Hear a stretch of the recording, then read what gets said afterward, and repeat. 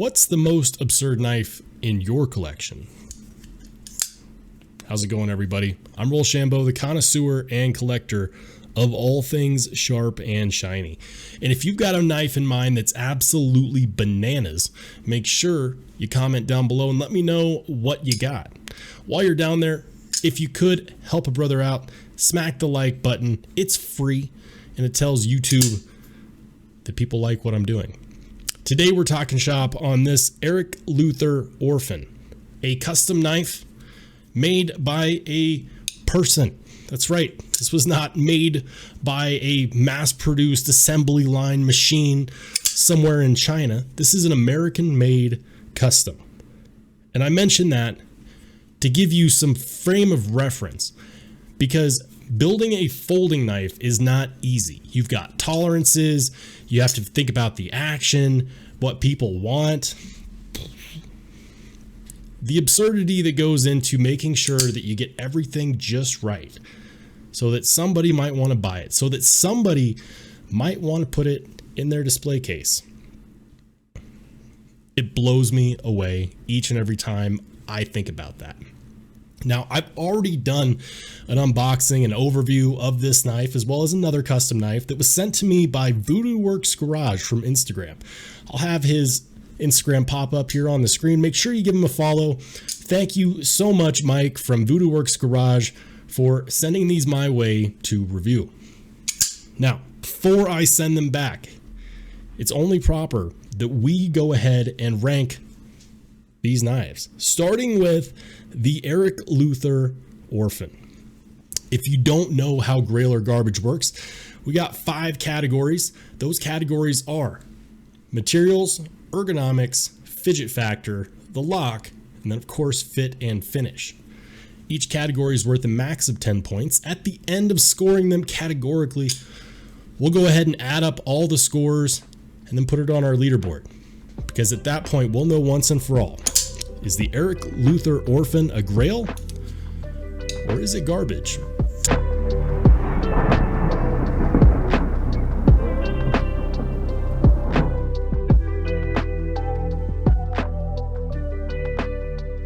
All right, so there's no more holding back. It's time that we rank this Eric Luther Orphan. And here's the deal. I've never ranked a custom knife on this channel before, but that's okay. There's a first time for everything. And this is it. This is the first time, but it won't be the last time.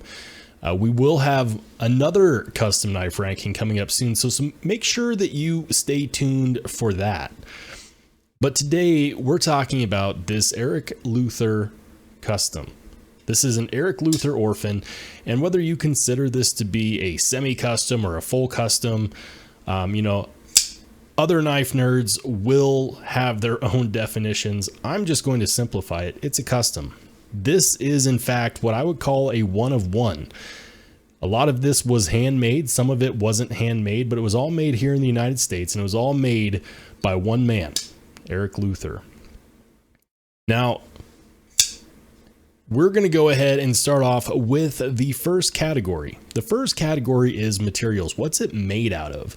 And when we talk about materials, we also have to weigh those materials against the cost, but also against the availability. You see, it's not necessarily fair just to be like, well, this is a X $1,000 amount knife, so it should have like M390 and, dragon scales and whatever. It's not fair to just rank it off of the cost, because when you factor in cost on a custom knife, you are paying one single person to make a knife that is most likely one of one. And I did look it up, and while there are Eric Luther Orphans available, I have not seen any with this frag pattern handle scale. So keep that in mind. The availability on this specific one is nil. I can't find this specific one anywhere. It means that this knife has a whole lot of character. But getting back to the materials, this is made out of a whole lot of titanium. Let's go over that. It does have a titanium backspacer, although that does look like more of an attitude adjuster that you could use to add a lanyard clip on there if you really wanted to. Titanium pocket clip, which I love that this is not a small pocket clip. I love that it spans, you know, the width of the handle scales. I think that's pretty cool. The handle scales themselves are titanium, and then the blade steel is CPM 154. Not 154 cm, CPM 154. That means this is the powder form version. 154 cm is actually a very well-rounded steel to begin with, so putting it in powder form is absolutely awesome. Putting it in powder form is more than acceptable, and when a knife maker is making one of these, and they're making a one of one, they take a lot of those things into consideration. They have to think about the steel. They have to think about what the knife is going to be used for. And there's very few knife makers that I've heard that have said, I don't want people to use my knife. And so you have to consider that they were thinking of people actually using this knife. Now, as far as what does it cost, it depends on what variant you get. I saw prices ranging anywhere from like $975 upwards of $1,500, $1,600, $1,700 in some cases during my research. When we're talking about customs, it's worth whatever people are willing to pay. And that puts it in kind of a crazy value proposition, because at the end of the day, people are willing to pay quite a lot for some custom work, especially when it's one of one. Now, I could be mistaken. He could have done this material, this shape, these frag titanium handle scales on another one, but I looked and I could not find it. I looked at sold listings. I looked at Reddit. That's right. I went back to Reddit, which is, well, it's Reddit. I saw a lot of different versions of this knife, but this is the only one that I saw with the frag pattern titanium handle scales. And I'm getting at the value proposition because it's titanium and CPM 154. Is it worth the cost? Well, you know what? At the end of the day, I have absolutely nothing against CPM 154. I think it's a great blade steel. And if that was the maker's choice, that was the maker's choice. It's a user type steel. It's going to be very well rounded, which means that in a use case scenario, and yes, some people do use their $1,000 to $1,500 customs as dailies. In a use case scenario, I think it's a great steel. So for those reasons, it's going to be getting an 8 out of 10 for materials. Moving on, let's talk about the ergonomics. How does it feel in the hand? Is it comfortable? Are there hot spots? Are there any edges that are sharp that shouldn't be sharp? And, you know, a lot of people are going to ask, what about that pocket clip? How comfortable in the hand is that pocket clip? Well, this is a slab style handle scale construction. Now, if you look at the handle scales, it has this arc, and that arc fits perfectly in the palm of my hand. And I have large to extra large size hands, depending upon, you know, whose gloves you're handing me, but it feels really good.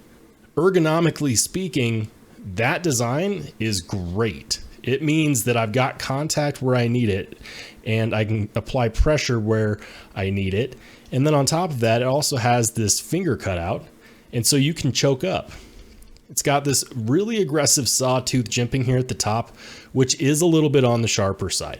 But I can completely see people using this knife with gloves, because if you are using this knife, it's a big boy, and whatever you're chopping down, you might be wearing gloves. I think if you're wearing gloves, this sawtooth style of jimping is absolutely fine. It is a little bit on the rougher side. This pocket clip being this wide is perfect. It would look so bad if it didn't have this big old pocket clip, but he managed to reduce weight by skeletonizing the pocket clip, which is fantastic. I think that's really cool. It works out very well. In the pocket, if you reach down to get it, your hand will hit this backspacer, this attitude adjuster, this lanyard hole, whatever you want to call it, it will hit that. But that part itself is not sharp, and it does not hurt the hand to grip it. Even from there, it does not hurt. Choked up grip is very comfortable. A regular grip is very comfortable. You could even grip it back here near the tang, or excuse me, near the pommel, you know, if you wanted to really whack at something, and that's comfortable. Not that I would suggest doing that with this knife, but I'm just saying that you could. Overall, the ergonomics on here are really, really good, but it's enough for me to give it a 9 out of 10 for ergonomics. I'm actually very impressed, and making the ergonomics make sense on a knife this big is absolutely impressive. The next category is fidget factor. Do you want to play with this thing? And you know, some of you might be shaking your head saying no, because you like to keep all your digits, your fingers and your toes. I'm telling you, it's very fun to do that, to hit the flipper tab. And if you're holding it reverse style, it just takes a little bit, just a little bit, to have that fall open. It's not like a Civivi Elementum, okay? This definitely comes in and out with some force, but having that big flipper tab there and just being able to swing this big blade out, you know, one-handed, no problem. It's rolling on bearings, and it's got a really good detent. The lock bar engages and disengages without issue, and it makes this nice snicking sound. You know, we're going to bring the acoustics of the knife into play here. It's fun to play with. Is it the most fidget amazing knife ever? No, but it's definitely up there. For fidget factor, it's going to be getting an 8 out of 10. Moving right along, we got to talk about the lock. So the lock is a titanium frame lock.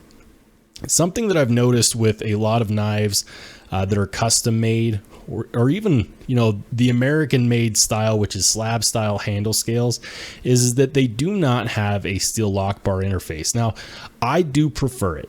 I do prefer it, especially on something like a custom, because while it's possible to carbonize that lock face, not every maker knows how to do that or does that. And so the titanium is going to be softer than this hardened carbon steel, which means that over time it has the potential to wear down that lock face, and then you could get a weird lockup. Now, a lot of custom makers will warranty and guarantee their knife, and you can send your custom back into them and they'll take a look at it and do their best to keep it on good terms, but that it is in fact a risk. Now, there are some benefits to not having a steel lock bar interface, and that is that you get a supremely good lockup. This is very solid. This is every bit as solid as my Strider AR 0.75, which is very solid. That one did lose some points for not having a steel lock bar interface, but I digress. It's really a matter of opinion whether you need it or not. In this case, the lockup is really good. The detent is really good. As far as there being pivot lash, no.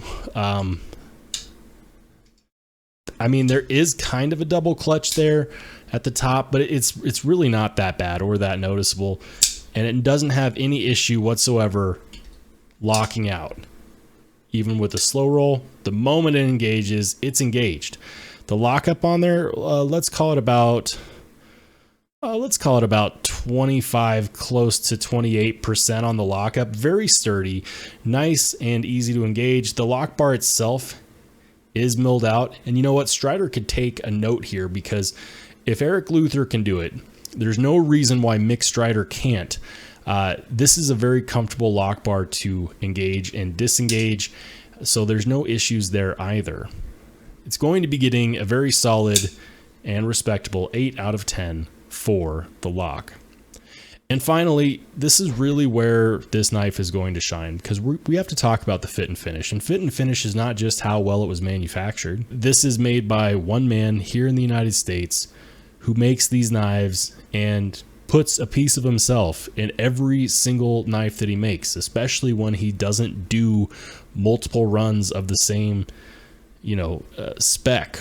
Even if it's the same design, they're always different specs. The design language on here is very, very interesting, because it has almost this Spanish tip type cleaver razor thing. The spine of the blade is extremely thick, but it comes down to a nice hollow ground, and that is just like, I'm telling you, this knife was built to be used, and I can tell that this is not a knife that was supposed to be sat in a display case and forgotten. When Eric Luther made this knife, he was thinking of the end user, not of a display case. And Eric Luther, if you're out there, feel free to correct me if I'm wrong, but I have a feeling this is 100% meant to be and intended to be a user. The way that he designed the handle scales is a bit of a risk because a lot of people will look at that aesthetically and say, no, I don't like that. But when it comes down to making sense in the hand, it makes sense. The finger cutout is perfectly sized for an extra large size index finger. That's great.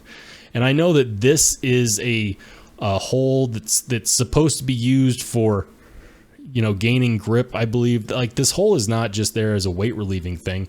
I did do a little bit of reading up on it, and it does serve a purpose as far as using the knife is concerned. It's escaping me at the moment, but that is not just a weight saving thing.